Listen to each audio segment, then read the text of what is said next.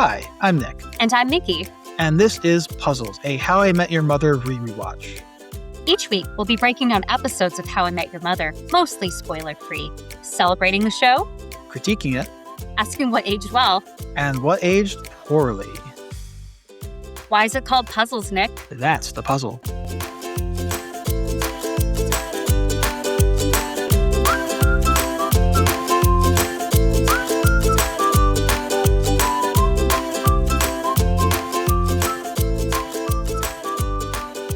This is episode 13, season 1 wrap-up. Hey, Nick. Hey, Miki. It's been a minute. It has. Well, for anyone listening to this, it won't be a minute at all, but for us, it's been a little while. We took a little break after the season ended to deal with life stuff. Yeah, that makes it sound dark. We were just living our lives. Yeah, just busy. Yeah. Sickness and trips and work and all kinds of fun stuff. You were sick? Kid I stuff, forgot I you were mean. sick. Oh, earlier in the month, I just had a cold that took me out for a week. This is how long it's been. Yeah, and Nick's breaking out his fancy new microphone.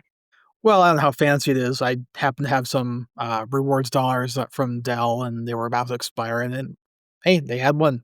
Mm-hmm. So we'll see how good it is. Well, any fun things happen in the past few weeks? Fun things? No, not particularly. Have been watching some good shows, though. Yeah, I think one of them, you and I were both watching, The Paper. Yeah, The Paper. What'd you think about it? Well, first of all, did you finish it? I did, yeah. I finished it today. I liked it. I thought it was different enough that I was able to live in the universe of The Office, but not overly compare it because obviously there's no comparison. Yeah, I felt so. If anyone out there is kind of on the fence about it, I would say maybe watch the first episode to get the intros of everything, and then if you're on the fence, jump to the fourth episode. I feel like that's where it starts becoming itself. It's not fully there. There's still you're still feeling like there's room for them to figure out what the show actually is and who the characters are, but it feels like it's kind of settling into itself, and the next few episodes are actually really good. Well, I would say pretty good, not very good. There's room for season 2. Yeah, I'm looking for, obviously no spoilers. I'm looking forward to where the story goes. I think it's got a good balance of characters. Esmeralda cracks me up. Yeah, the actress from The White Lotus, season 2. Yeah, I didn't realize that for a while. Well, I guess I knew because I was listening to the Office ladies talk about it. Yeah, I think that's actually how I found it. Such a good podcast. Only we could be as great as them. Yeah. Well, so I also, Foundation, Apple TV's sci-fi show, wrapped up its third season, and it did great. Now, there are a couple of quibbles I had about how realistic some things were, like someone jumped from a space station on a metal door down into the atmosphere and into the open door of a ship, which is stretched belief a little bit, but I think they did really well. They had a great cliffhanger for the next season. Remind me what it's about. It's based on Isaac Asimov's Foundation series. It's about science and also the hubris of science and of people trying to control events, predict events, and fall of an empire, and trying to forestall dark ages. The books themselves are rather boring, so I wouldn't necessarily recommend going to read the books unless you really want to read a classic sci-fi. Also, Isaac Asimov was kind of a douche. He was terrible to women. Oh. Yeah, unfortunately. But the show's pretty good. And they fit in tons of sci-fi stories and concepts, and using Apple TV's budget, high budget, they did them really well. So I highly recommend it. Maybe I'll give that a watch. That honestly sounds more interesting than the one episode of Andor that I watched. I know you. You have to watch at least 3 episodes to get where it's going. I also finished Devs. It was a 1-season show. I mentioned starting it a while ago. Alex Garland wrote and directed it. It's a very beautiful show. It's a very weird show, and it's about quantum mechanics and determinism and free will, and it's kind of weird. I would say maybe the first few episodes and the last few episodes are the strongest. Anyway, it's worth a watch if you have any interest in those kinds of concepts. Also, Nick Offerman's in it. Oh, yeah, sold. I mean, it already sounded interesting, but okay. So, well, then I've got a couple things to add to my to-watch list. Otherwise, so I also finished Upload, which they just had they had a very kind of a weird 4-episode 4-hour-long episode last season, This is the and it final. was okay. Yeah, it was okay. It, like, yeah, I feel like they were going too far into, like, this big epic plot when it should have just stayed like a kind of comedy about or dark comedy about, like, you know, uploading to the cloud at when you die, because I think that was its strength, but Mhm. yeah, it was alright. And then, lastly, I've been watching Gen V, which just came back for its 2nd season. This is in the Boys universe. Have you seen those shows, Miggy? The Boys? So it's a takeoff on kind of like if superheroes were actually real and controlled by an evil corporation, and the people who have powers are as douchebaggy and full of themselves as having superpowers might give real people. So I'm not usually one who likes gross shows. Mhm. This is a very gross show, but it's wielded very effectively. Mhm. I think it's very well done. Narratively, it's well done. I actually kind of prefer Gen V to The Boys. The Boys is maybe a little dark and like, I mean, they're all dark, but like, it's kind of like gritty and I don't know, not the best like atmosphere. Gen V is a little more upbeat. It's younger people. It's in college. It's a college show basically. You have the like college superhero school, and there is interaction. The seasons of Gen V are kind of woven in between the seasons of The Boys. Anyway, I enjoyed it, and they're just a few episodes into their season, Sounds and like that's it for me. How about you? good shows. Well, I, also wrapped up a series. So my friend and I watched, we've been watching Handmaid's Tale since it came out. And she and I both have young children now. So we had some, munched down on some Dubai chocolate a couple weeks ago. And we made our way through the last few episodes of the final season of Handmaid's Tale. Hmm. How's that? How much did you watch of Handmaid's Tale? I think I maybe got through the first season, if that. So the first few seasons were exceptional, I thought. So I'd read the book twice. I haven't read the Testaments, which apparently there's going to be now, a show based on that. But yeah, I did read the book, and this was so different from Game of Thrones in that they went obviously far beyond the source material, but they really made it work.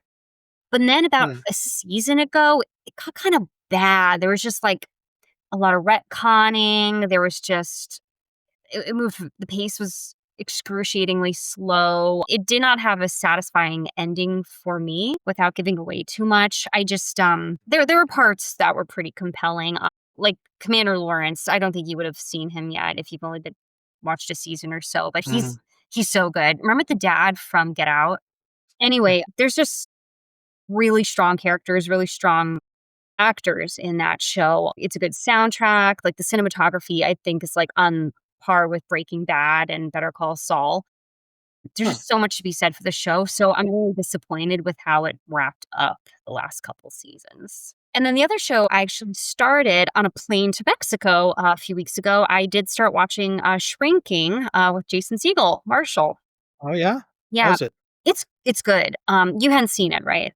I haven't. No. So they only had 3 episodes available on the flight, but that's probably what I'm gonna go watch now that I'm done with the paper. I'm gonna get back into Shrinking. It's like a dark comedy. There's a lot of heart to it. I'm a little confused by how everybody knows one another.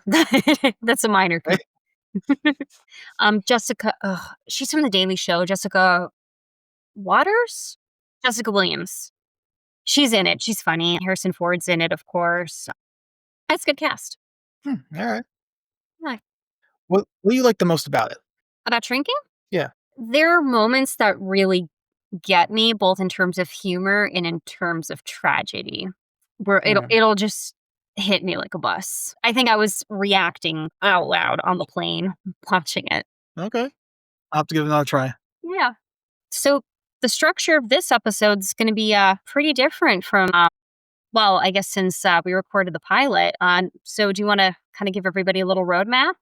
Yeah, so we're gonna discuss the season and put it in context of the whole show, and we'll also do some fun little games, and we'll have some drinks that were proposed on the show that sound really, really awesome.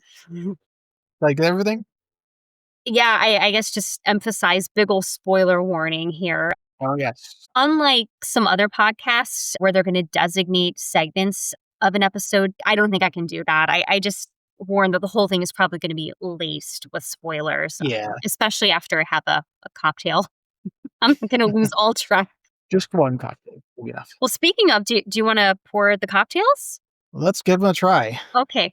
Well, so listeners, Nick's already he's off making his, so I'll recap. Well, I'm right here. Yeah, so Nick's kitchen is right behind him.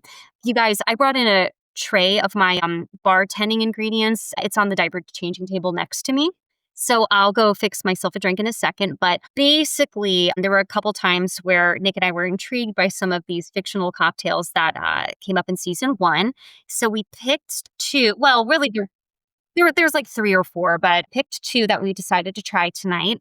The Tootsie Roll from the Slutty Pumpkin and the Thanks-tini, which is from Bellyful of Turkey. I'm extremely hesitant about both of these. I'm planning on having exactly one sip of each and then going to a cranberry vodka a la Claudia from the episode where Ted almost ruins their wedding. Nick, how are you feeling? I'm going to start making my cocktails, so you jump in. How are you feeling about how these are going to taste? I mean, the alcoholic Tootsie Roll is probably going to be fine. The Thanksgiving teeny is probably going to be the worst. I think you're right. Like, I think you would probably like a Tootsie Roll more than me, just based on. Were you able to find Kahlua finally? Yes, I did. You guys, like, this is the whole reason we ended up not even doing this. Was we, for whatever reason, we couldn't track down basic ingredients like Kahlua. Oh, also, do you have a cupcake? I found a cupcake in the back of my freezer in honor of Victoria. Yep, I have a cupcake. Where did you get it? Flour Bakery. Oh, I miss flour. All right. So why don't you say the instructions and I will do them as well? 'Cause Sure, I'll say you're the them as I'm bartender. making them. That will actually assist me. So, according to ChatGPT, so wait, which one are we starting with? The alcoholic Tootsie Roll. Yeah, that's what I'm doing because it sounds less gross. Oh my god, I can't even get. I'm gonna have my husband Are we open really relying on ChatGPT for this? the. I couldn't be bothered to go on Google, but so okay, the Tootsie Roll is gonna be 2 ounces of Kahlua. And then 4 to 6 ounces of root beer. I'm gonna shake mine up with ice. Well, actually, I should start with ice because it's carbonated. Or how much ice would you put in? Yeah, I brought in a bunch of red Solo cups for myself. I like my cocktails very cold, so I don't think there's really a suggested amount. So what did I say? 2 ounces of Kahlua. You got my jigger. I'm doing this legit. 2 ounces, you say? Yeah, 2 ounces, and then root beer. How much do you shake? You know what? I'm gonna stir instead of shake. ChatGPT recommended that, and since it is soda, I feel like we don't really True. be shaking it. Fair enough. Usually, I like to shake to make drinks colder, but it's been fine. Okay, I'm ready when you are. Just got a fancy little shaker back there. Actually, smells pretty good. Alright, let me bring it over. Alright. Okay, cheers. Cheers. Maybe I went heavy on the root beer, but mine basically just tastes like root beer with just a suggestion of something happening. It's not half bad. It's not exactly Tootsie Roll, but it kind of chocolatey, actually. Yeah, I'm not really getting the chocolate from it. I mean, the coffee, so it's very sweet coffee with spices, and Kahlua. that's reading as chocolatey to me, or at least it's, like, close to chocolatey. Okay. Yeah, it's like approximating that. Like, I don't like coffee at all, Mhm. and this makes the coffee part very subtle, and the root beer, Mhm. yeah, it mixes well. So actually, this is a pretty good drink. Yeah, I'm okay with this for a little bit. So now I have a way to get rid of the clue, and I don't have to, like, have it sit in my fridge for 10 years. This is good news. Well, apparently mine was sitting up in the bar for years, and I had no idea it was there. Well, now you have something to do with it. Yeah, this is good. So actually, Well, I'll stick with this answer. yeah, do you wanna make a Thanksgiving now, or do you wanna enjoy our Tootsie Roll for a while? Let's make it now and get out of the way. Okay. Ugh. All right, everybody. So, you ready for do you need me to remind you of the ingredients? Yes. All right, so this one I'm gonna put in a shaker for the record, but all right, this is 2 ounces of vodka and then 2 ounces of cranberry juice. That seems light, but okay. All right. Then a bouillon cube. I only have a packet, so I'm just gonna sprinkle a little chicken stock into it. I have something called better than bouillon. That's 1 teaspoon. is equal to a cube. Of course, my hypothesis is that you're not really supposed to have the whole bouillon cube. You're supposed to like have it like dissolve in a little bit, so it's not like the whole amount. Yeah. Like, this is the equivalent of 1 cube for me. Yes, yeah. I'm trying to figure out like maybe it's not supposed to be like the whole amount like mixed in dissolved. Like maybe you just get a little hint of bouillon, not like You mean, like, that what Barney intended, to not put an entire cube in? I just feel maybe or no, or you put a cube in, but like you drink it quickly, so it's not like dissolved in. Like Marshall like downed it. He like put the bouillon cube in briefly, and then he just downed the whole drink. So I don't know if that's the actor's choice to. Mm, ooh, yum! That God smells help great. us. Alright, I'm getting ready to shake. Okay, I'm only gonna do a quarter teaspoon, and we'll just see what that gets us. Oh, this so disgusting. Smells interesting. I was gonna say the same thing. All right. Here we go. To Thanksgiving. Thanksgiving. Mm-mm. Here's the thing. The the bouillon gives it a weird bite. Now, did you get beef bouillon? I got chicken. Okay, got chicken too. So, a quarter teaspoon is not terrible. Maybe it keeps me a little bit less than that. I'm gonna go in for It one more just tiny sip. because okay, so Mm. if there's something I would want, like generally no, but I will say at least the particular kind of like chicken bouillon like paste that I got, the quarter teaspoon, it's like just a hint of like a turkey sandwich. I have to admit it's not terrible. It's like I'm not gonna throw up. Like it's not like I could see though like if it was a full bouillon cube that could be too salty. Maybe you need more liquid or something to like. Yeah, But with my full packet, it it's not as disgusting as I expected. It's honestly the smell that I object to most.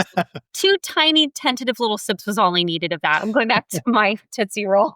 yeah, I might finish this, but I'll go back to the Tootsie Roll as well. You're gonna finish it?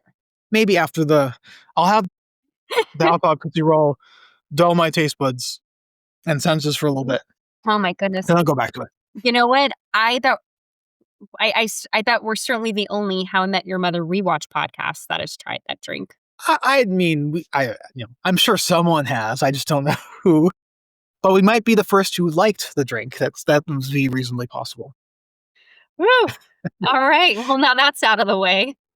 Yeah, I'm actually pleasantly surprised. Like I was expecting this to be awful, and it was at least passable. Nick's dog, Willow, is smelling his mouth right now. Mm-hmm. Yeah, you smell chicken? Chicken? Yeah, so we also looked at the Red Dragon, something to do, but we're not really shot people. And I did look it up, and apparently the typical formula is like Bacardi 151 and then some red thing. People said it was usually disgusting. Hmm. But I guess it could be any red thing. Fine. I don't even know. The Red Dragon was from the pineapple incident, wasn't it? Mm-hmm. Yep. That's what that was. Well, maybe another day. I hope there are more drinks to come. I actually don't remember how many drinks they make up in the show. I'm really looking forward now that we can talk about this in a spoiler-free way.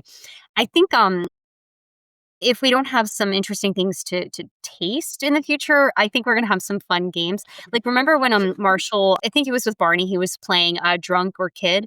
Uh-huh. Like I think we should do that. I Okay. think we can definitely play along with the characters a little bit. Oh, Willow, you bring so stinking cute right now. Yeah, she's like on my lap and like she's 35 pounds. And so she like her front two legs are on my lap. And she's like nuzzling into me. I think what's happening is she wants to lay down behind me and the pillow's in the way. Oh. Well, want to start getting into the season. Yeah, let's. Now you wrote out a good summary. I tried to do some little kitschy, fun way to do it, and it wasn't working out. So maybe next time. All right, well, let's start out with mine then. Ahem. When his best friends Marshall and Lily get engaged, Ted decides that he is ready to get married and immediately falls in love with Robin. After freaking Robin out by saying I love you on their first date, they decide to be friends. And Robin is quickly integrated into the friend group with Ted, Marshall, Lily, and Barney. While Ted pursues Robin on and off throughout the season, he eventually ends up in a serious relationship with Victoria, just as Robin begins to develop feelings for Ted. However, after Victoria moves to Germany, Ted cheats on her with Robin, temporarily ruining the friendship. Eventually, Ted wins Robin over with a grand romantic gesture, at the same time that Lily gets cold feet and calls off her engagement with Marshall to pursue an art fellowship in San Francisco. Barney provides comic relief and general grossness. Barney didn't really have a story arc, did he? Not this season, no. It will come. Yeah, so what do you think about the season? I liked it better than I thought I was going to. Hmm. You know what it was? Again, since we're in a spoiler zone, it was I think it was the cheerleader effect, or is that what it was called? When, like, in a group, these girls would look hot, but by themselves, Mhm. that's how season one was for me. Episode by episode, they were just fine. But as a group, when I considered the whole season, it was a hot cheerleader. Huh, okay. How about you? Yeah, I thought it was pretty solid. There were a few weaker episodes. It feels like the show was still figuring itself out, but it knew what it wanted to be, and it was doing something that was unique on television at the time and, wielded pretty well. Like, I love the way they play with time and Mhm. narrator and perspective and, like, people breaking the fourth wall, just, like, having fun with the TV format. Yeah, I really enjoyed that. Yeah, it's really cool how it plays around. The way that they tell the story can only be done because it's being narrated by future Ted. So, like, there was, Mm. I think, like a scene in one of the first few episodes where future Ted is, relaying a story that was told to him by Marshall or Lily. And, you essentially get to see the exaggeration of memory because they're jumping out of, what are they on, like the third floor of their apartment? And you see, like, Lily just kind of like casually jump and land out of a third story Mm, window. yeah. Yeah, so stuff like that was just really clever. Yeah, like, allowing them to do things that Mhm. aren't quite real because it is memory and it's storytelling. Yeah, that was a great conceit. Mhm.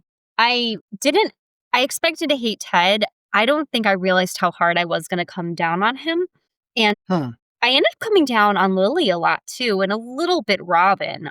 Yeah, I was Like, surprised by that too, actually. that you came down on them or that I came down on them? That was more balanced, I guess. Mhm. Everyone had their flaws in this season, some more than most. One thing I did miss in the later half of the season was really they dropped the kids entirely at some points. At least they're not showing the kids and not like, here's a lesson for the kids. They still had obviously future Ted telling the story to the kids, but I kind of wish they had kept them going as characters that are involved. I know that wasn't really sustainable in the future years of the show, but I think it would have been nice to keep that going in the first season. Yeah, I'll have to track that. I actually didn't notice that because the episodes, they would usually begin like kids, and then he would kind of lay out what the Mhm. moral of the story was going to be, right? But you didn't necessarily see the kids. Yeah, I mean, they did that. But like, when they moved to like flyover drive-throughs of New York City, Mhm. it's like, okay, that's more like standard sitcom-y kind Mm. of thing. So many establishing shots of New York City. Yeah, and I do agree, like, it seemed like it knew where it wanted to go, what kinda show it wanted to be, but the first few episodes felt more like a traditional sitcom. Like, I think more of the Mm, fun storytelling devices started. I mean, they happen early, but I think you see more and more of it as, I don't know what was happening, on a production level, if, they're mm. getting a little more confidence from the network. I have no idea, but it was cool to see it evolve, and will continue to evolve. Yeah, yeah, definitely. Like, we're gonna see. Yeah, I do think some of its worst episodes were when it like tried to do more of a sitcom episode without like enough of a like How I Met Your Mother style twist on it. Like, I think, like, maybe The Best Prom Ever is the worst example of that kind of thing. That felt like a very, like, traditional sitcom-y plot. Those were the worst ones. Like, for me, I mean, we'll get into this when we do rankings, but I think Mm. Purple Giraffe was one of the lower ones for me, and there was nothing that objectionable about it, but it didn't set itself apart the way the show often does, as opposed to other sitcoms. Yeah, yeah, I agree. Mhm. So, what'd you think about, what aged well and not well about the show?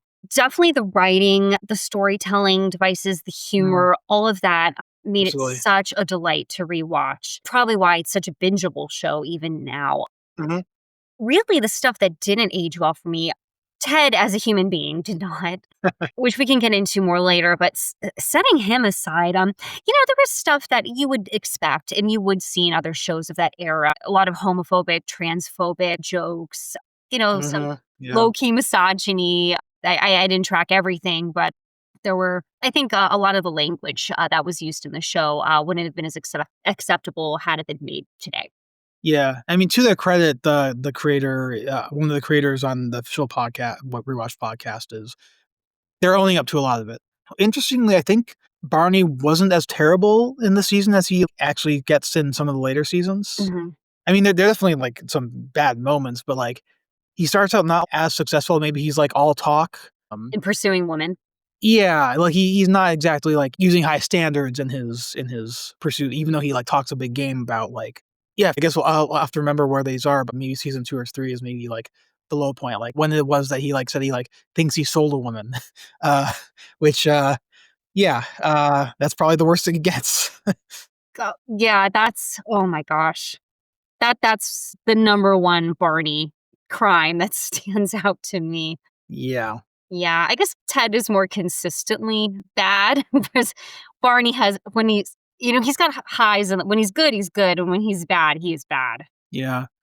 I mean, Ted is, like, he's I mean, we'll get more into the characters, I guess, later, but, like, he's well-intentioned, but, like, also he's selfish and Mhm. narcissistic a little. Yeah, that's where his problems come from, I think. Mhm. I like that we did get an explanation where we got a little insight into why Barney is the way he is. I don't think we really get much exploration into that unless I'm forgetting stuff in later seasons. Like, we don't really get a ton of Ted's backstory as far as what his relationship with women. I mean, I guess with his ex-girlfriend, Yeah. Karen, was that her name? Yeah. I don't know if that explains anything. No.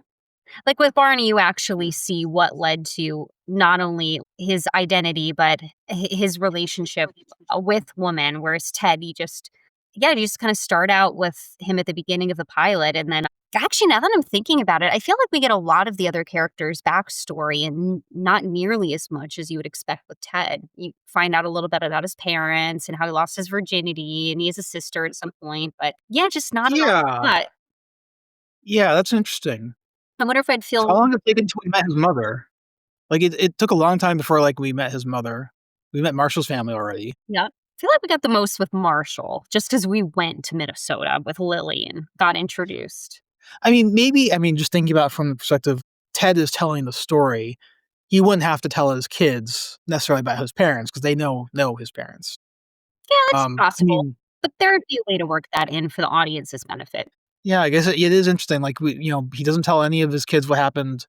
I mean, yeah, later on, we get a little bit, like, snippets of college, but and then we see one of his high school friends. But yeah, I we don't don't know really know much about where Ted comes from, to remember other than just Ohio. live for those college flashbacks, though.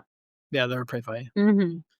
They definitely played up they weren't trying to kind of be, like, real kids, they were, like, a heightened version of them. I found it so realistic, though, right down to Goth Lily. Well, okay. Yeah, I mean, parts of it definitely were. Yeah, okay. Should we get into the ratings now? Sure. Yeah, I'm gonna defer to Nick here because he did a full out analysis of how we rated the episodes, as opposed to, how IMDb ranked them. So yeah, I graphed out all the ratings that I gave the episodes, that Miki gave the episodes, and then also I had to normalize the IMDb ratings for the season. Just because, like, the IMDb ratings tend to, like, cluster, like, kind of highly between, like, 6 and 9, and so, like, that's not very interesting if you do it in a scale of 0 to 10. So I put it in range, like, the worst for How I Met Your Mother to the best. So here are the ratings. The best performing episode, according to the universal agreement, me, Mickey, and IMDb, was episode 10, The Pineapple Incident. Yes, no question there. That is the best episode of the season. The second best episode, according to IMDb and Mickey, was 15, Game Night.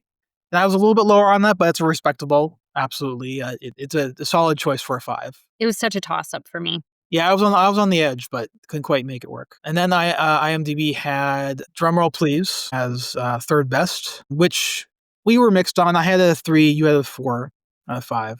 The fourth best for IMDb was Mary the Paralegal, which is weird, Yeah. but I guess they thought it was fun. And then Come On was the fifth best episode of the season, the finale. Not the pilot? Did you say the pilot as well? Not for IMDb. That was sixth best. Okay. I mean, it started strong and ended strong, clearly, because they I mean, stuck. I guess I would say it started middling. Like, it was fine, but then, like, the next stretch of episodes all went down. Mm. and it was at least for IMDb, and then it popped up when we all agreed game night hit, and then we all like agreed that the finale was solid, not as good as the previous ones. Yeah. Which episode, did IMDb rank the lowest? Yeah, the worst one is Matchmaker. Yeah, closely followed by Life Among the Gorillas, Oh, I liked that one. Interesting. I mean, I noticed and IMDb, then Cupcake. none of them are that poorly ranked, honestly. Well, that's why I had to normalize them to be kind of like the range for like How I Met Your Mother. Okay, I see what you mean. Yeah, yeah. So like on a scale of like how good TV shows can possibly be, they're all quite solid. So like when we say it's bad, we're not really saying it's terrible and no one should watch it. Mm-mm. We're saying for what we kind of expect How I Met Your Mother to be, it's not a great episode versus a wonderful episode. That's Mm. kind of how we're doing it. Like, I'm very impressed. Thank you.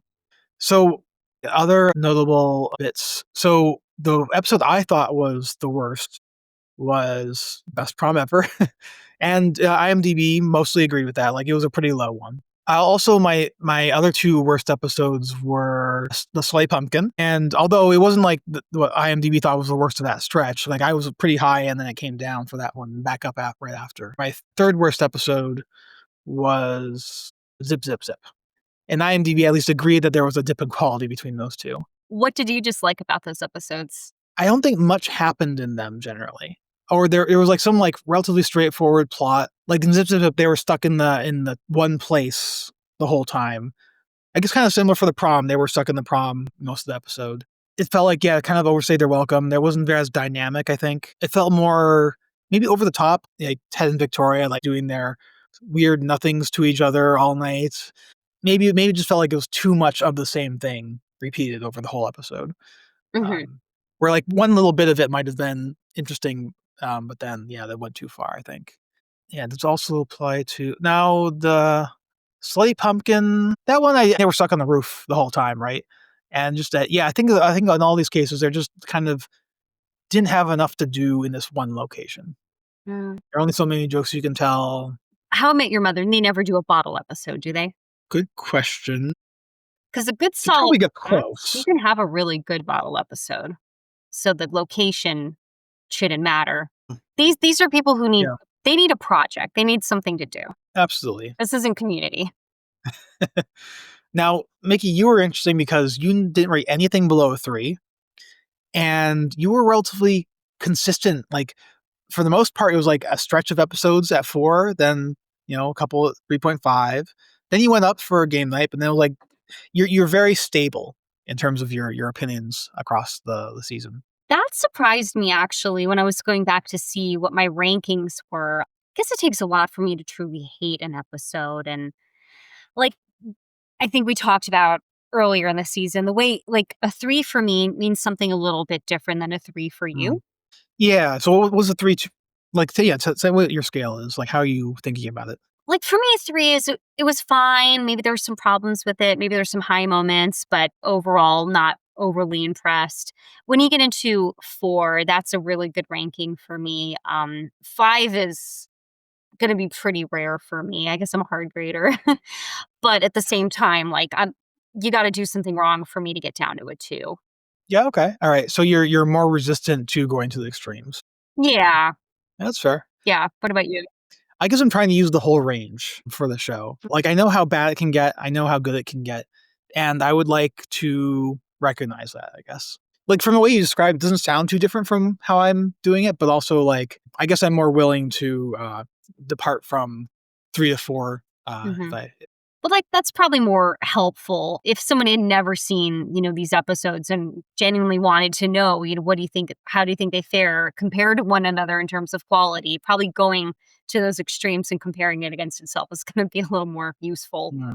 And so interesting, there's sort of 2 places where we diverged a fair bit. Mhm. I'm kinda curious. So the one of them was the Slay Pumpkin. You rated it 4. Yeah. So why did you like it so much compared to me? I don't really remember. The ending certainly annoyed me. Ted certainly annoyed me. What were Lily and Marshall doing that episode? Did they do something funny? I don't remember. I don't remember. I mean, I could pull up the notes, we have a whole bunch Yeah, of I'm gonna these. go in here now. It must have been something redeeming that they did. Oh, Robin was on a double date with William Marshall. Oh, well, I don't even Hansel remember and Gretel. Costume Party. I don't remember Yeah, that being that the fun. the gay pirate, quote unquote gay pirate, Yeah. and the parrot. So I guess they weren't doing too much. Yeah, I really don't know why I rated it that highly. That in hindsight, that seems more like I would have given it a 3.5. Well, I don't know if you were doing 3.5s yet. That's true. I probably was stuck. I think at some point I was trying to talk you out of doing Yeah, points, you but were. then yeah, it didn't work. No, I do like my point 0.5 system. Yeah. Now, see, if you're using the whole range more, then you wouldn't need 0.5s. Yeah, actually, I kind of creating my own little micro range, aren't I? Well, at the end of the series, we can renormalize if we need to. Okay. Who knows? Maybe we'll be on like a 20-point scale system or something by that point. Where else did Now, we diverge? the other place was Best Prom Ever. Yeah, you gave it a 3, where I gave the 1. Oh, So I guess you just didn't hate the parts I hated as much. I remember you complaining that it felt too much like a sitcom. I think you even said Mm, that a few minutes ago. I remember enjoying it okay. I actually thought like some of the flashbacks were funny and enlightening. They did a good job of getting us caught up to speed for what was going on in Lily's mind because I think without that episode, Lily's later decisions are going to sound like they're coming completely out of left field. true, true. So it served a purpose. Oh, absolutely. Yeah, yeah. That's fair. If you're grading on like what it did for the season, yeah, Mhm. it definitely was a fairly meaningful episode. Yeah. All right. Yeah. Any other interesting observations? Oh, well, I guess where we departed the most from the IMDb was, I mean, generally we were higher on the first half of the season, but it was actually Cupcake and Life Among the Gorillas. And we were both pretty high on those, and IMDb was kind of lukewarm about them. Now, with IMDb, what are the rankings based on and when are these rankings made? Is it at the time? I have no idea. I think from the beginning of time through the end of time. So, like, people could continue to rate the episode and the numbers could change. I think so. Yeah. Okay. Yeah, that just occurred to me. I guess if I were to think of like why it might be like game night was such a high. It was such a high point. Comparatively, Cupcake and Life Among the Gorillas, they were only okay. I guess on their own they also didn't do much to, well, no, I guess they did advance the story because that was the whole thing. Yeah. And not necessarily within the Mm. season, but I think like with Life Among the Gorillas, we're planting some seeds for some conflict in Lily and Marshall's relationship way later on in the series where Marshall goes corporate. Yeah, yeah. Yeah, maybe it's just a contrast thing. Like game night was so great. Mhm. And then you just okay, we're back to normal. And so maybe people are kind of downgrading it in that contrast. Yeah, it was a tough one to follow. I will say the Marshall being a bro storyline was not my favorite. And like the Korean Elvis thing, I think that was why I even like why I wasn't giving it anything higher. Oh, you Just I don't remember. Did you not like Korean Elvis? I mean that it was kind of like why that it didn't like I didn't like wasn't really grabbed by that humorous concept of Korean Elvis, I guess. Even though the conclusion that was it was pretty funny. But so I think I can see why people reacted this way to those Mhm. 2 episodes. All right, I think we've squeezed as much as we can get from the ratings. Yeah. You wanna talk any more about the best or the worst episodes in your opinion? No, I think I covered it. Although I could actually, why not I give the average ratings that we've had for the season before we actually like talk about like if you want to rate the season on the whole. Okay. So my average rating was 3.5. Yours was 3.7. And my standard deviation was zero point 0.9 and yours was 0.7. Well, and now that I'm aware of how I rank things, I'm sure that's gonna influence my how I Mm. will rank episodes in the future. Oh, we'll see that changes. So I guess do you agree with your average score as the rating for the season, or would you give something different? I would give it something a little bit higher because, well, we'll get to this. The way I do rank the whole season is slightly higher. Again, it's the cheerleader Mm. effect. Well, yeah, I think because a season is more than the sum of its parts. Like you Mhm, care about the first episode, you care about the finale. If there are a couple of really strong episodes, like those will carry the season. mhm, And even like a bad episode can fade away if its surrounding is fine. So yeah, I think it's fair. I would give it a 4 for the whole mhm. season. Uh, yeah, solid start. A few good punchy episodes, but they need more great episodes. I think in the next seasons to get a higher score. Yeah, I remember the middle seasons being my favorite, so I'm really looking forward into Mm. getting into season 2, season 3, like, I feel like 2 through 5 were good for me. Yeah. There was a point though where it felt like they were getting, I don't know, too into themselves in some way. Like they were doing these big bits that felt weird. So Barney and Robin's dance at the wedding later on. Whose wedding was it? Ted's high school friend, right? I don't remember the dance. It was like when they were like getting together or getting back together or something. Groove is in the Heart? Groove is Maybe, yeah, I in think the so. Heart, that one? Yeah, yeah, and so they did this, like, big produced, like, dance number, like, choreographed, and everyone's watching, and it's, like, supposed to be like, oh, there's big, oh, they're getting together and, like, they're having a great time. It's just like, why would this be happening? I don't buy it. Like, I think it partly is I don't buy, like, Barney and Robin together ever. I hated that too. Yeah. Things like that, like, it felt like they were, like, getting too polished and, like, highly produced and, like, too far away from being relatively real people in a story Ted telling his kids. Yeah, actually, that I agree with that completely.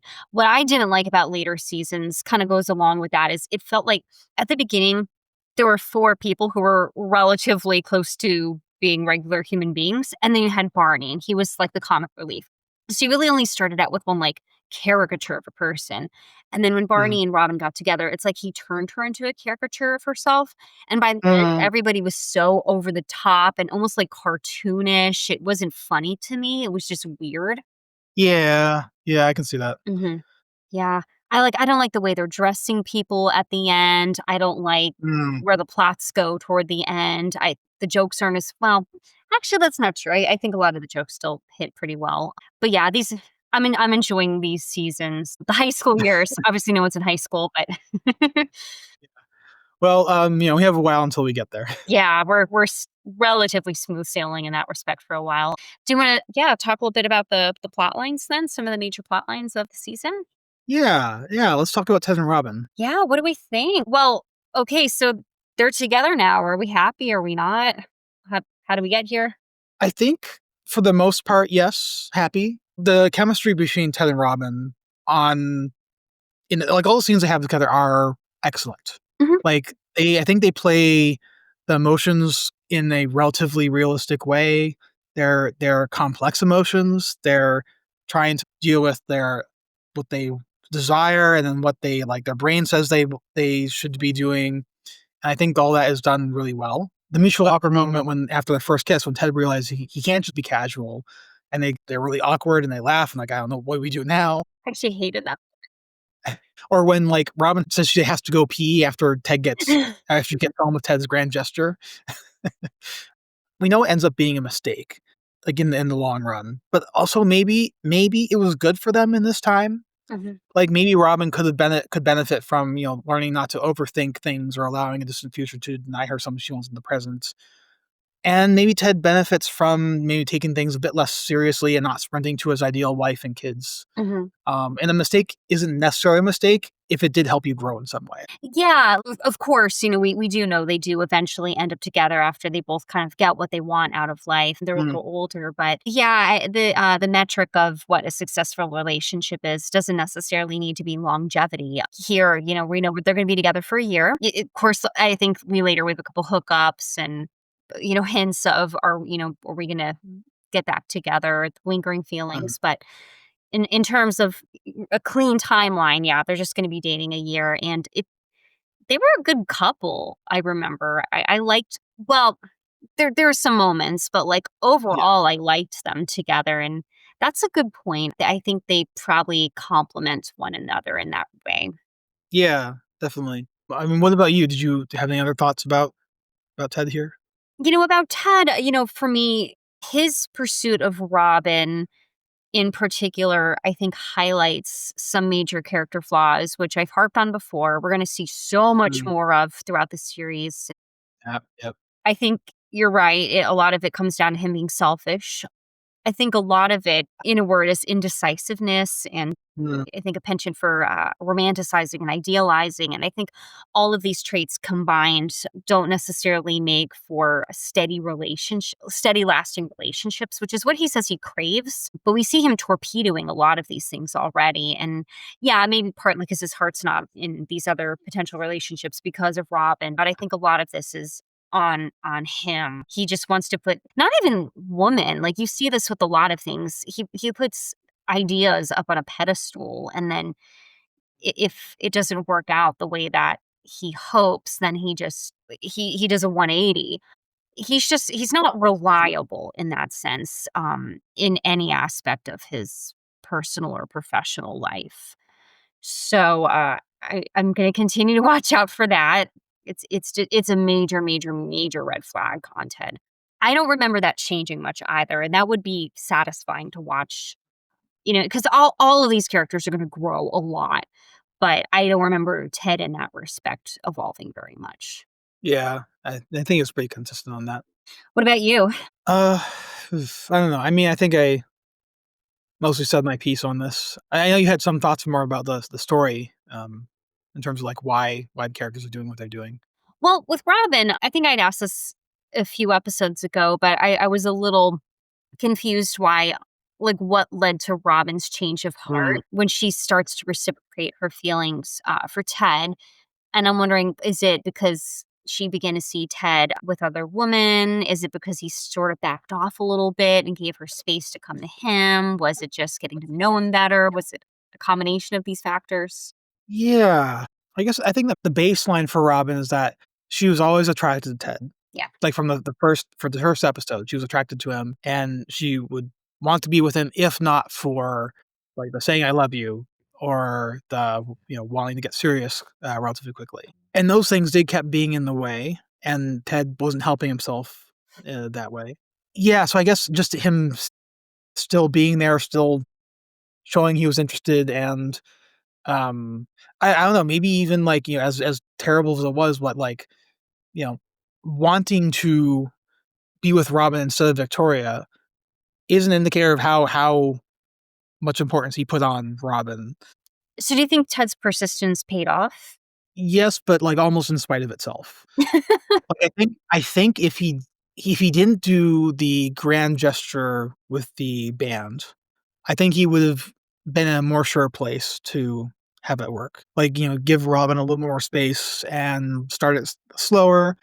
He could show his interests in a different way, but, like, the grand gesture was not gonna work. Now, I guess to be fair, partly why Robin changed her mind was, like, because she talked to other women about, "This is what Ted did," and they were like, "Well, I would love for a guy to do that for me." Like, you don't know what you're losing out on by not exploring this, is kind of what led to the bet I was telling her. And maybe that kinda got to her because, like, she talked about, like, how with Victoria, how she her career first.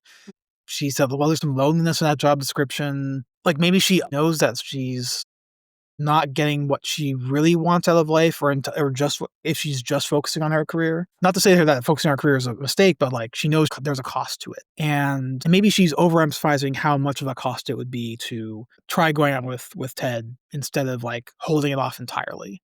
Like, maybe it wouldn't get in the way that much of her career, at least for a while. Like, she didn't necessarily have to plan out, what if in a year he wants to get married and I'm, like, up for a big anchor job or something? That doesn't necessarily have to get in the way of what you're doing in the moment. Yeah. And actually, yeah, we do kind of see that with, what was this, Dawn? Remember where she gets offered the job and she turns it down for Dawn, and then he gets offered the same job as the second choice, and then he takes it over her. Oh, later on? Yeah. Yeah, yeah. So she does kind of confront that later. Yeah, I mean, she's definitely trying to grow in that respect. Maybe if it weren't for dating Ted, then she wouldn't have made that. What I think, even at that point, she recognizes on some level that that was a brave choice for her to make, honoring what her wants were. Yeah. Yeah, absolutely. Hmm. So I guess you were a little down on Ted in the first episode, I think, in terms of how he was interacting with Robin. In light of the whole season, have you changed your perspective on that? I think I like them best in the middle episodes because there were periods of time where Ted, especially when he was with Victoria initially, right? He was so infatuated with her. And Mm. I really liked seeing Ted and Robin together as friends. Oh, absolutely, yeah. Mhm. They've That was really important, I think. chemistry. Yeah, I mean, I think it was good to have even, like, maybe only a few episodes, but where they were just friends. There was not really any romantic tension. It was just, "Okay, we're gonna be friends now, and we're gonna date other people, and we're just gonna be around." I think maybe they could have hold off on Ted's feelings coming back a little bit Mhm. further. I know they couldn't keep it away entirely, but I think it was important to see her being part of the friend group as not just like a will they, won't they component of the group. Yeah. Do you wanna move on to Lily and Marshall? Yeah. For me, this is a juicier storyline, actually. And we talked so much in the last episode, but now we have the benefit of being able to talk about it in relation to what we Mm. know is gonna happen. Yeah, so why don't you, dig in? Well, I guess where you and I left off talking last time was, like, did Lily make a mistake? Where did these anxieties come from? Was it fair in how they were communicating with one another about getting married? Lily says, she ultimately ends up telling Marshall is the reason that I have to go do this is I need to know who I am and outside of us. And they both, of course, do take that time. They don't honestly, I don't think either of them really date much during this period that they're apart, but they have that time apart to Mm, focus on themselves and come back together. And it's cool though, because I think maybe we've talked about this, like sometimes when a couple's main characters they get married and that's sort of like the happily ever after, right? And there's just not a lot of maybe opportunities for writing interesting stories for them beyond that point, except maybe having a baby or something. But I think Lily and uh, Marshall are an exception to that because they get married at the end of season 2, and then you continue to see, their challenges as a married couple. They uh, end up having children for several seasons, but there is a lot that ends up happening in their relationship. yeah, yeah, that's a good point. I like that. Yeah, what like and do you have any thoughts about, like, Lily and Marshall, like, where we're at now, where we know we're gonna go? Hmm. Well, it's actually not as fresh in my mind, where they go in the immediate future. When we first started this podcast, I had just recently done a rewatch, and now it's Mhm, mostly out of my head. I think, well, I guess talking about like Lily's decision, I think it was mostly a bad decision, mhm, and I think like with time and communication, Lily would have figured it out, like maybe with couples therapy, but like I think there was room for her to do what she wanted to do. Like getting married is not the end of the road.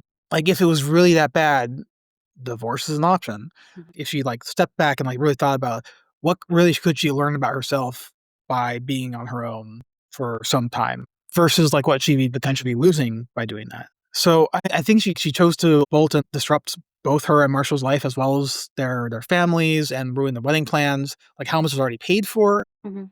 like, money that Marshall does not have. So, yeah, I don't know if she really could have learned anything by leaving that she couldn't have actually also learned by staying and, like, finding some way to, like, maybe carve out a time for herself to do or something Mhm. like that, you know? Yeah, and I think that's the conclusion she ends up coming to when she comes back Mhm. early in season 2, where, she says how miserable she was in San Francisco. Like, as far as we know, she never dated anybody else. She didn't seem to enjoy the fellowship. And I don't think the experiences that she thought she would be able to have if she weren't in a relationship, she didn't actually end up having. And I can see why Uh, she would think that. And I think in a lot of relationships, that probably would have been an appropriate decision to make. But here, I agree. I don't think that being with Marshall was necessarily pulling her back from the experiences she wanted to have. I think for her, like, it all of a sudden, it just got a little too real. yeah, that's fair. Did she not think it was real in the years they were together? I guess it's easier to take it for granted maybe, but I mean, honestly, like, nothing really, especially if you're living with a person before you get married, being married's not that different from just dating yeah. or being engaged, at least from my experience. Yeah, I mean, I can only imagine, but, like, otherwise it's just like a legally binding piece of paper, right? Yeah. So, Yeah, and I think, regardless of relationship status, you should be choosing to be with that person. It's a day-to-day decision. sure, yeah. So, that piece of paper is really immaterial at the end of the day. I do wonder, you see, some little hints of this. Maybe, I don't know if maybe more on Lily's side than Marshall's side, but it seems like after they put this label on the relationship that they're engaged, they're gonna get married, it seems like they feel like they have to act like what they think an engaged couple is. Like, remember in OK Huh. Awesome, and Lily's like, "Oh, like, my colleague is so mature, we have to have, like, a wine and cheese Yeah. night," and they realize at the end of the episode that just doesn't resonate with who they are. But I wonder if a little bit of that was going on where Lily thinks, "Oh, that's being engaged. Now that we're, gonna be married, then I have to be this different person, or we have to be this different couple," and that's not the case at all. Yeah. Yeah, I think that's true. I mean, I do think they probably could've stood to be, like, slightly more mature, but they, like, took it way too far. Like, they don't have to go all the way to, like, wine and cheese nights if they don't like wine and cheese nights, Yeah. or to, like, go to a bread and breakfast. They don't like bread and breakfast. Like, go to a hotel in, like, Miami or something. Yeah. Yeah, so I think I've said what I wanna say about Lily and Marshall. Do you have anything else? Not about them, no. Alright. Moving on to the friendships.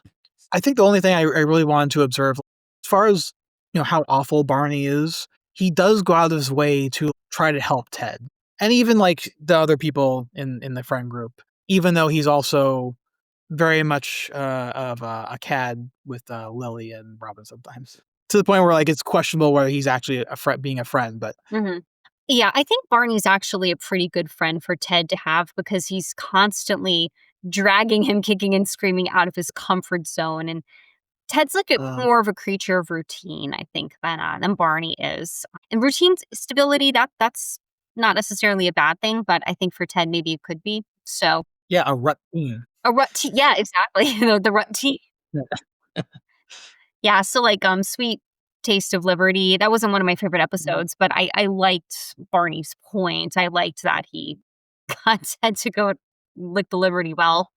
Yeah, like, I'm trying to think, like, Barney doesn't him and Robin, like, again, as friends, I'm with you, they're a terrible couple later on, but they have a really Mm. great chemistry, like that one night where they have until he made it weird by hitting on her, but when they're playing, laser tag and they went to a cigar bar, I liked them together, they had a fun dynamic.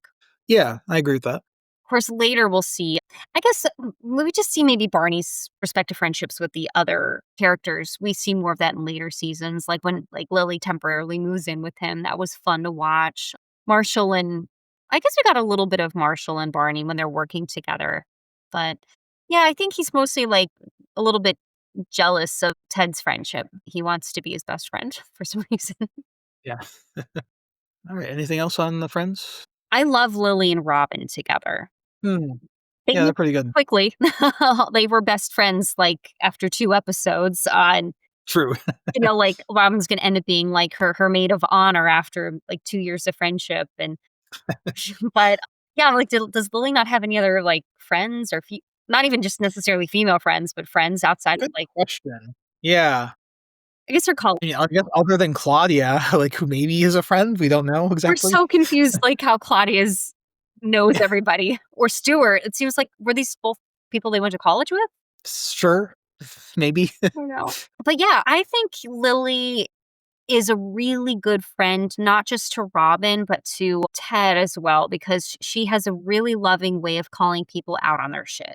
Oh, In a way that she's still supportive. Like, remember, like, Nothing Good Ever Happens After 2 AM might be one of the best examples of this, where she's like, "Ted, go home," and the way she comes at it is, "I want you and Robin to get together. This is not the way to make that happen, at least if you want this to work out long term." So yeah.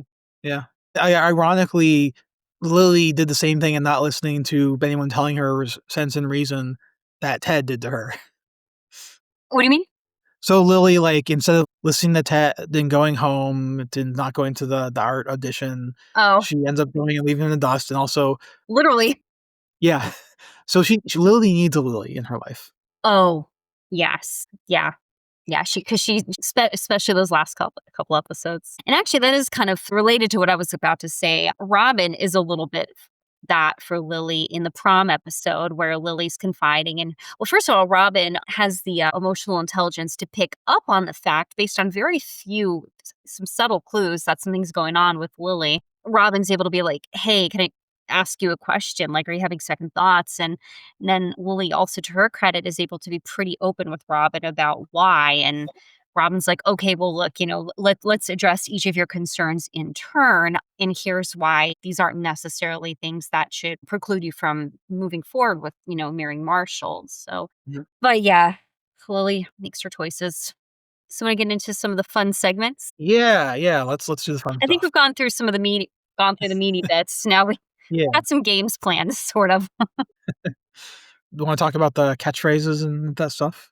Yeah. So, How I Met Your Mother, much like Seinfeld, for example, which you thought that was overrated, right? It was fine, but yeah. Well, one similarity I think between these two shows is that they end up coining a lot of cultural phenomena and catchphrases and just things that you end up quoting years after the fact. I was actually surprised because I remember so many things like the hot crazy scale or the cheerleader effect or things Mhm. like this. I realized those actually all happen in later seasons. Here, first of all, I don't think season 1 really coins any terms for any like major cultural phenomena. But here are the Mm. catchphrases that I came up with: lawyered, wait for it, suit up, and legendary. So you'll notice most of these are Barney, which is unsurprising. Yeah, but one Marshall. One more. Marshall got one in. Yeah. No Ted-isms, though. No, do you think I'm missing any from this list? No, I mean, I did a rewatch and, like, kind of the only thing that gets close to Ted is, like, saying, "Come on," or, "But it's Robin." So it's like, wait, what? Make this a drinking game next season. Yeah, well, that was a brief little segment then, but I felt like that's maybe something we should include in these season recap episodes. One I'm very much looking forward to, however, is I want to talk about my list, maybe put together a list too, Nick, of the worst things that Ted has done this season. I didn't put together a list, I just picked ones that you had put in there. Okay. Oh, yeah, I see that. Looks like we're in agreement for the most part. So, number one, without question, worst thing Ted has done this entire season to a woman or any human being cheating on Victoria with Robin. Absolutely. Yeah, hands down. And if you want to hear us rail against Ted, go back and listen to that episode because I think we had a lot to say about it. Oh, we did. Okay, my number two, let's see. Okay, my number two would be almost breaking up Claudia and Stuart's wedding. Why pick that? Because he didn't intentionally try to break them up. He didn't know what was gonna do. So, in the law, as you know, there are standards of negligence. I Mhm. would characterize this as recklessness. No, I think here we just really, you know, we saw Ted's selfishness come blasting through. Mhm. It was he could see how yeah, Claudia was insane. But you could see how stressed out she was. He went behind Claudia's back to talk to Stuart. Even when Claudia and Stuart managed to get back together, the first thing Ted wanted to know was, okay, so can I bring Robin to the wedding? So he kept bringing it back to him and his needs with complete disregard for it was about Claudia and Stewart. This wasn't the Ted show that week. Um, Yeah, true.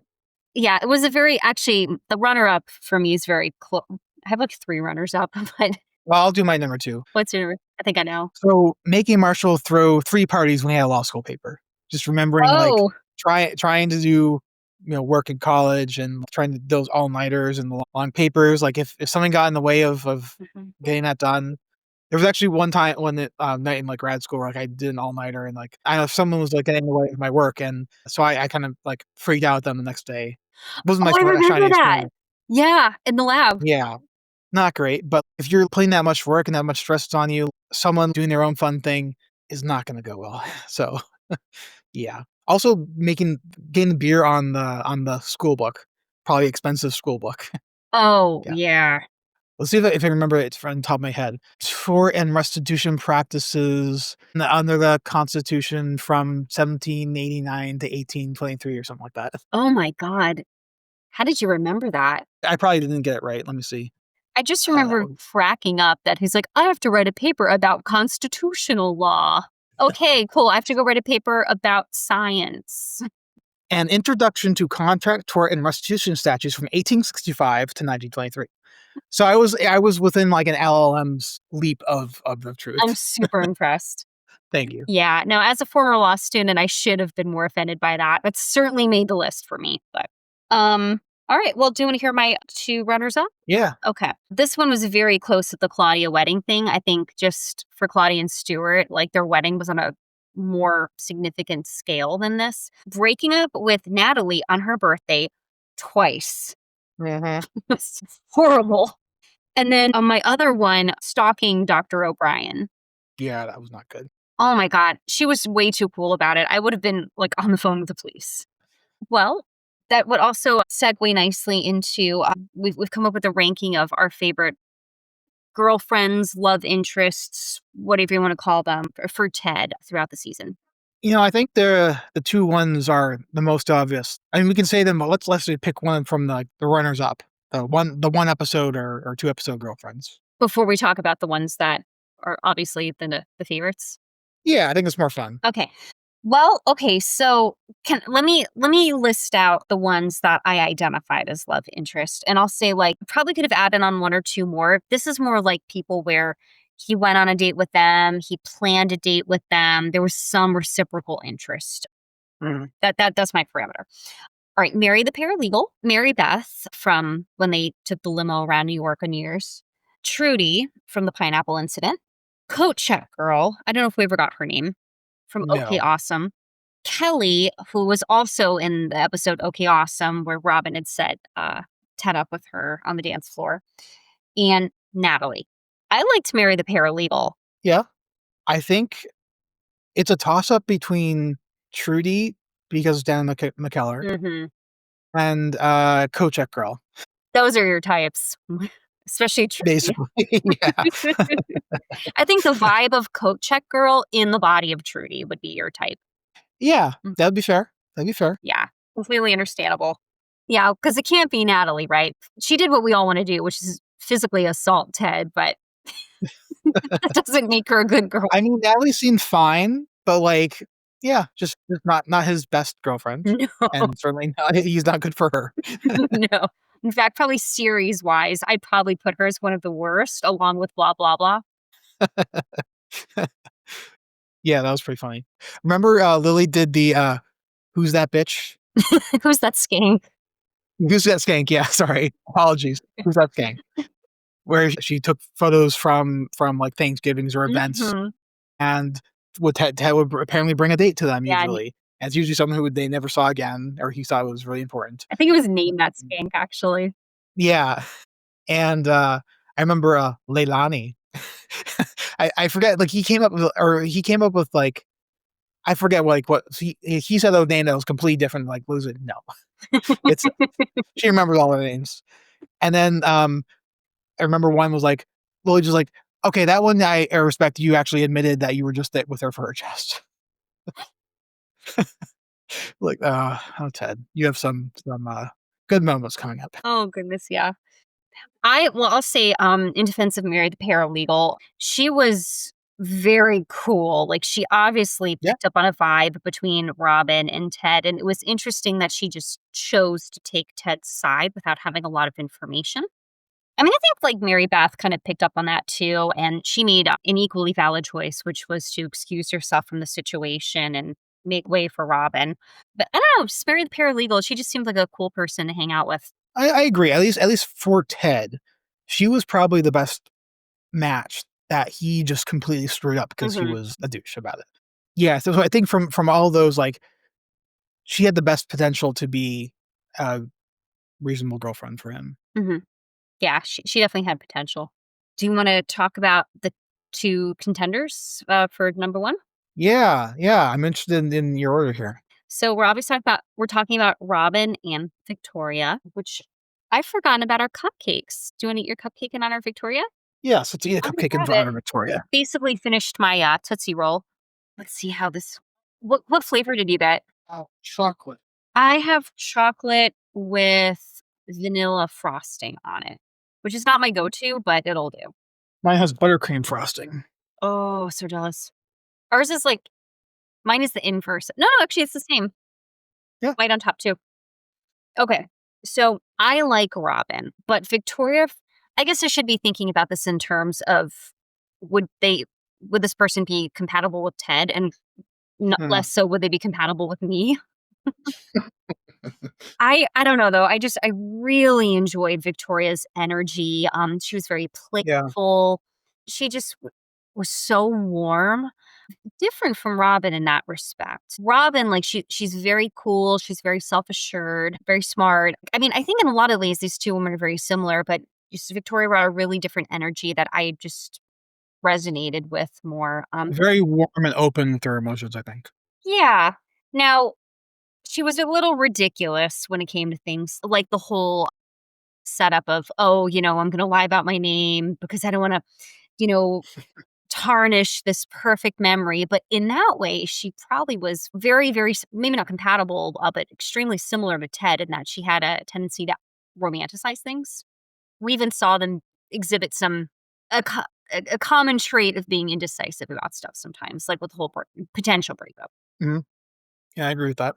We're sitting here eating our cupcakes now. One thing about some cupcakes is, like, it's hard to actually eat and not get frosting on your face because it's doesn't fit in your mouth. It's impossible, and I like a lot of frosting on my cake and cupcakes. I think it can be too much, but there's a good balance here. Well, I'm glad, I've had this cupcake sitting in the back of the freezer for a while, so I feel like I need to make some room in my life in my freezer. Was Robin your number 1 choice, for a girl? Um, no, I actually agree with you. Ah, I think for the same reasons. I liked Victoria on screen more than Robin. Yeah, just, like, warm, wholesome. Robin is very closed off, and, I mean, she has that, like, kind of, like, masculine energy, like, she's, like, likes the cigar bar and drinks whiskey, like and that's not as much my thing. I think Victoria's more of a feminine energy. yeah, and later on, Ted kinda complains about that. Mm, Well, maybe this is slightly different, but he complains that when he was with Robin, he never felt needed, which is a huge gripe for me actually, because I love that say what you will about like Robin and Barney being together, but immediately you see the contrast with Barney where he's like, "No, Robin, I love that about you. You didn't need me. You shouldn't be with a partner because you need them, but because you choose to be, because you want them to be in your life." yeah, And I'm not saying that was like a different case with Victoria, but Robin was very independent, and I think Ted wanted to feel needed. yeah, I agree with that. Hmm. I guess for me, I can see the other aspect, like, 2, like, completely independent people who are choosing to be together. I also see, like, 2 people who, in different ways, need each other. Hmm. Like, 2 different ways to, like, fit together, I think. And Met Ted's mode needs someone who is more, like, outwardly directed towards each other. Yeah, like, it's just the 2 kind of energies just don't fit, but there's, like, different kinds of partners for those kinds of people, I think. Hmm. Yeah, like Ted, as maybe overly persistent as he could be with Robin, what he's very open about his feelings toward a person. So I could see that being a little like if you're the only person in the relationship who's doing that, that might feel a little lonely. And I bet that is going to happen at some point with Robin. Mm. Victoria, I don't think he would have needed if the relationship had continued. I don't think he would have had to worry about that so much. I think he would have kind of Mhm. known where he stood with her emotionally. Yeah, I agree. I didn't finish my cupcake, it's pretty big. Yeah, I have a little bit of a leftover. All right. Well, there's to Victoria. Alright, so this one's gonna be fun. We're gonna do an apocalypse survival team draft. So each of us is going we're gonna flip a coin, decide who goes first, and we're gonna take turns selecting characters from the show to be on our, apocalypse survival team.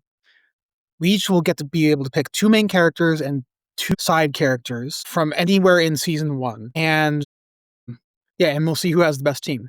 And whoever one of us picks, the other one cannot pick. So we can block each other, and we'll see how that goes. I'm gonna flip a coin to see who goes first. Do you wanna call it? Ready? Yes. Heads. Ah, So go pick your first draft. Robin, of course. Alright. Makes sense. Why'd you pick her first? Robin is going to come with some important survival skills. Now, is it okay if I picked Robin partly based on information that we find out about her in later seasons? Yeah. Yeah, I think that's So, fine. as we're gonna learn, she's a gun nut. Her dad literally pushed her out of a helicopter into the woods to see, like, as a rite of passage to see if she could survive. So she is tough. She's she's got skills. I want Robin by my side at all times during a zombie apocalypse. That is a great choice. All right, I am going to go with Natalie. Oh, you didn't start out with a main character. No, I'm I can. picking someone who has a nice roundhouse kick and can do Krav Maga. She seems like she's a survivor. So Maddie took Natalie. That's exactly why I wanted her. Yeah, your go. Ranjit, getaway driver. Good choice. Okay, all right. So we're in apocalypse. We're assuming there are cars still. Plus, I just love him, and I think I need somebody on my team. It's not a popularity contest, but for my emotional well being, I think I need Ranjit there. That's a pretty good choice. Yeah, I was eyeing him. I'm gonna go with Marshall next. Like, we later on we learn he is pretty scrappy in a fight. We know he like roughhouses his brothers all the time. Between him and Natalie, I think we have some good fighters on my team, survivors. I'm a survivor. Okay. I'm going to pick a main character. I feel like I need to get this decision out of the way. I will pick Barney because I could not handle surviving an apocalypse with Ted. Process of elimination. This is essentially what this choice came down to. I considered Lily, but I don't know really what Lily might bring to the table. Honestly, Barney, could see him charming his way into bartering something, or Sure. I think he would, if it were like the Last of Us situation and we're trying to seek refuge in like a town that doesn't have enough resources to bring in, more survivors, Barney could somehow charm his way in for us. So yeah, Barney. That's a great choice. I will go with Claudia. Now, she will be a toxic member of the group, but she is also a fighter. I think we need that. You're gonna have your hands full with Claudia Yeah. and Natalie. Marshall can handle them. Okay, so I have one more choice, and it's a side character. Yes. Okay. God, I should have put more thought into this. And this is going to wake me up at 2 in the morning and be like, I should have picked this person. Ugh, like, I knew I wanted Robin. I knew I wanted Ranjit. Everybody else, I was like, I don't know.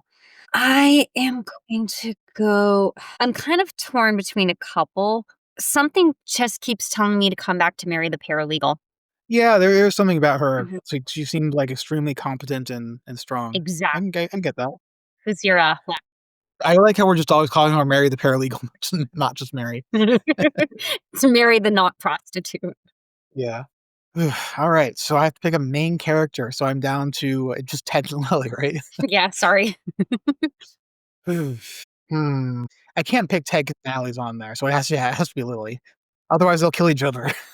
That's a good point. This is like that riddle where it's like you've got a tiger and a rabbit, and you got to get across the river in the boat without them eating each other. Mhm. I like Lily's got a fierce energy to her, and like between Lily and Marshall, Mhm. like he'll fight to save her, and she will fight to save him. So I think maybe there's some good energy here, but I kind of feel your team might be more well rounded. Happy with my team, actually. Yeah, so you have Robin, Ranjit, Barney, and Mary the paralegal. I've got Natalie, Marshall, Claudia, and Lily. I think Natalie's going to be your biggest asset. She's just going to be like a little uncontrollable, though. Like, I think if you want her to beat up person X, she might go for Y or U. Wow, that was actually, I didn't even mean to make that like a pun. Like, you, Nick, she might No, go that's true. That's true. So yeah, listeners, if you are actually out there, tell us what your team would be and who you think won. Yeah. If this were real, maybe we'd put a poll up or something. And if we had like social media, maybe by the time this goes up, we will. Who knows? Yeah. Well, this is a fun game. Yeah. Glad you liked it. Yeah. So, does that just leave us with rating the season and then talking about how we felt about how the podcast went this season, or? We basically talked about that rating the season. Yeah. We both gave it a 4. We didn't really give it a 4 out of anything in particular, though. Oh, okay. I didn't realize that. Mhm. Okay, well, go ahead. Yeah, go ahead and pick out something. Well, I think we have the same rating anyway, but okay, so mine is 4 out of 5, but it's Robin's. Ah, I was cheating because I gave it to you. Uh, hmm, that is a good one now. 4 out of 5. Hey, kids. Would it be Hey Kids or So Kids? I think it's hey usually, but maybe I'm wrong about that. Hey Kids! So I'm gonna tell you about the time this super inappropriate thing happened. Hmm. Yeah, that's a wrap for what we have planned. Yeah, we recorded an entire season, and I looked back, and we've been recording since March. It's September. Wow, that's quite a while. Okay, we're doing a year and 6 months. All right, that's reasonable. See if we can keep up the pace. So glad we did it this way. Now we'll be figuring out how to edit these and get them out to you. And by the time you listen to this, we'll have done that. So this will mean nothing to you. And by the time you listen to this, we'll have finally picked a name for the podcast. This has been going on since like January. We can't decide. Let's hope. Yeah. I think we're circling the right idea, but we're not there Yeah. yet. But no, how did you find neither you nor I have ever podcasted before? How have you liked this part of the process so far? I like it. Mhm. Yeah, it's been fun to have an excuse to hang out with you Mhm. on a regular basis. The same. And like I feel like I mean the note taking is actually like it's more work than I thought, but not that much more. And I am enjoying like the process of revisiting the episodes. I think we are getting a little bit better at like how we are doing things. In full agreement with all of that. I've had a blast. Yeah, and the anniversary of the series premiere was this Monday or this past or sorry, Mhm. 20th? So I guess it was I mean Saturday, but Mhm. the Monday that year. Wow. Yeah, Yeah. so around the time Long that we're time ago. finishing recording. Ooh, and actually, now that we're done recording the season, maybe I'll actually go back and listen to the official podcast Hmm. for those episodes. Yeah, maybe some of the questions that I posited on the podcast, because obviously you've been listening to it, but maybe I'll get some answers to the things I was wondering about. Yeah, honestly, I skip over the like the letters from listeners, like about how much the show touched them, and I don't really need to hear that. Yeah. Yeah, that's always a little weird to me. It's like, your show or your podcast got me through cancer, and I'm like, "Oh," like, that's I'm sure it did. It's great, but like I don't need to hear. I guess it's good for the people who are writing in to hear that they're appreciated. So it's yeah. fine. One more thing before we wrap up. We're going to take a little hiatus while we start recording for the second season. In addition, we wanted to give our audience some time to catch up with us. We'd love to hear from you in the meantime, so please introduce yourselves and share your hot takes, and we'll try to do a mailbag episode. We'll also have a couple shorter bonus episodes along the way. We'd also really love to hear your suggestions for other bonus episodes we could do.